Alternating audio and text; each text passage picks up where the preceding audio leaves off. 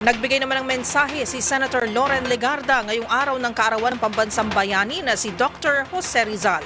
Ang kanyang nais na isabuhay ng mga Pilipino ihahatid ni Raymond Dadpaas. Buhay na buhay hanggang ngayon ang mga prinsipyong ipinaglaban ng ating pambansang bayani na si Dr. Jose Rizal.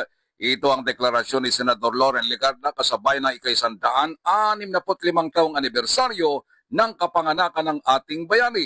Ayon kay Legarda, mahalaga ang mga prinsipyong kanyang pinanindigan hanggang ngayon na nakaharap sa matinding hamon ng bansa. Ito ay ang katotohanan, edukasyon at pagmamahal sa bayan.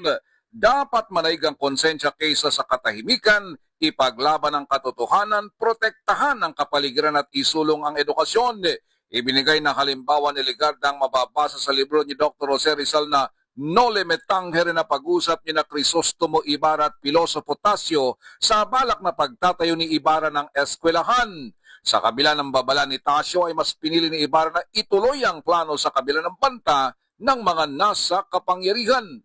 Binanggit din ng senador na sa panahong patuloy ang gawain ng mga institusyon at hinahanap ng bansa ang katatagan, lalo pang mahalagang paalala ni Rizal tungkol sa konsensya at pananagutan. Para kay Legarda, ang tunay na progreso ay nakukuha kapag nakatunang mga lider at mamamayan sa pagkakaisa at kapakanan ng bansa.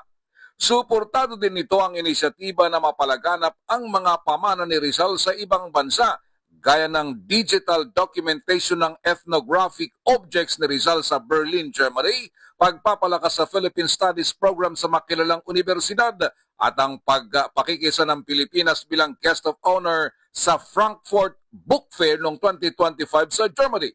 Ang mga ganitong klase ng programa ay magpapalakas sa Filipino identity at ipakilalang talino sa buong mundo. Para sa MBC TV Network News, ito si Raymond Dadpaas ng DCR Rates, una sa Pilipinas, una sa Pilipino.